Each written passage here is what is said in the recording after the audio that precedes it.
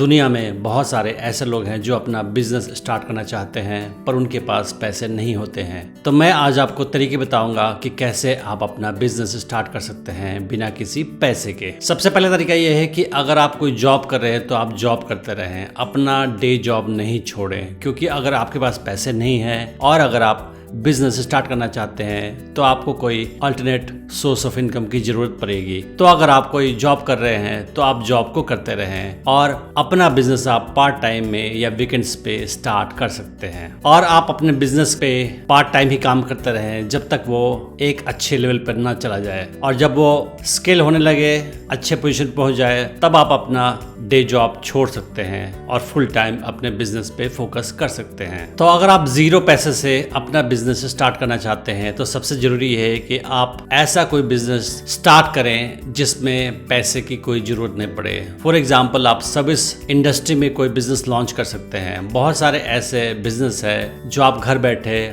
Online start कर सकते हैं बिना कोई इन्वेस्टमेंट के, अगर आपके पास कोई स्किल सेट है तो। फॉर एग्जांपल, आप फ्रीलांस राइटर का बिजनेस स्टार्ट कर सकते हैं और लोगों को राइटिंग सर्विसेज प्रोवाइड कर सकते हैं। उसके अलावा आप वर्चुअल असिस्टेंट का भी बिजनेस लॉन्च कर सकते हैं और घर बैठे लोगों को ऑनलाइन असिस्टेंस प्रोवाइड कर सकते हैं, जिसमें बहुत सारे टास्क्स आप कर सकते हैं, जैसे कस्टमर्स को कॉल करना, डेटाबेस मैनेज करना, मीटिंग्स फिक्स करना, कैलेंडर सेट करना, अपॉइंटमेंट शेड्यूल करना या कोई प्लान मैनेजमेंट करना। तो बहुत सारी कंपनियां हैं जो ऐसे वर्चुअल असिस्टेंट्स की रिक्वायरमेंट रखती हैं और आप ये बिजनेस लॉन्च कर सकते हैं। अगला बिजनेस आइडिया जो आप जीरो पैसे से स्टार्ट कर सकते हैं वो है सोशल मीडिया मैनेजमेंट। तो अगर आपको सोशल मीडिया को मैनेज करने खुद आता है तो आप ये सर्विस स्टार्ट कर सकते हैं। इसमें आप social media platforms like Facebook, Twitter, Instagram, LinkedIn इत्यादि पे कस्टमर्स के लिए, क्लाइंट्स के लिए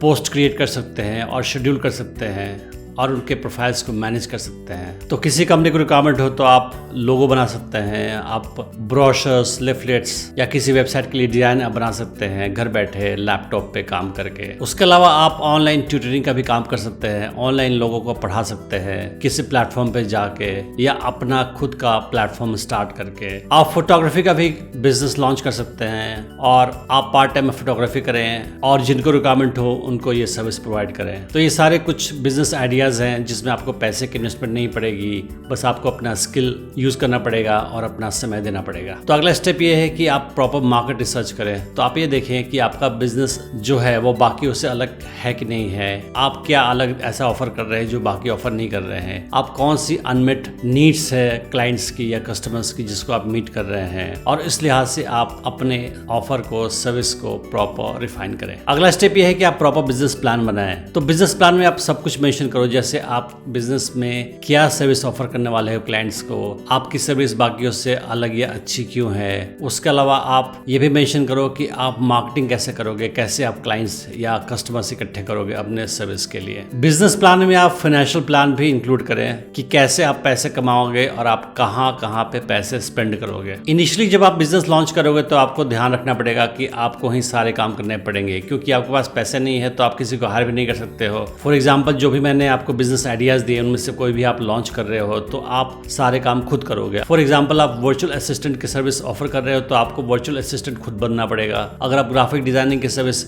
ऑफर कर रहे हो तो आपको ग्राफिक डिजाइनिंग खुद करनी पड़ेगी। अगर आप राइटिंग की सर्विसेज ऑफर कर रहे हो तो आपको राइटिंग खुद करनी पड़ेगी। तो इनिशियली आपको खुद ही ऑपरेशन संभालना पड़ेगा, खुद ही सारे काम करने पड़ेंगे ताकि धीरे धीरे आपका बिजनेस आगे बढ़े और आपकी कंपनी को रेवेन्यू आए। तो आपको ज्यादा सोचने की जरूरत नहीं है, आप अपना बिजनेस लॉन्च करके मार्केट में ट्रायल कर सकते हो। आप देख सकते हो कि मार्केट में रिस्पांस क्या है आपके सर्विस के लिए, और रिस्पांस के बेस पे आप अपने सर्विस को और फाइन ट्यून कर सकते हो और अच्छा बना सकते हो, और धीरे धीरे आप ज़्यादा एक्सपीरियंस गेन करते जाओगे और अपने सर्विस को और ज़्यादा अच्छा करते जाओगे। अगर आपका बिजनेस स्टार्ट हो चुका है और आपको क्लाइंट्स या कस्टमर्स मिलने शुरू हो गए हैं तो आप धीरे धीरे इसको बढ़ाएं और जो भी आप इनकम कमा रहे हैं आप अपने बिजनेस में लगाते जाएं, और क्लाइंट्स या कस्टमर्स की रिक्वायरमेंट बढ़ती गई तो आप लोग भी हायर कर सकते हैं और अपनी टीम को एक्सपेंड भी कर सकते हैं। तो धीरे धीरे ग्रेजुअली आपकी कंपनी बड़ी होती जाएगी और उसमें और लोग आते जाएंगे और आप स्केल अप करते जाएंगे। जब आपकी कंपनी बड़ी हो रही है तो आपको इस बात का ध्यान रखना पड़ेगा कि आप और नेटवर्क करके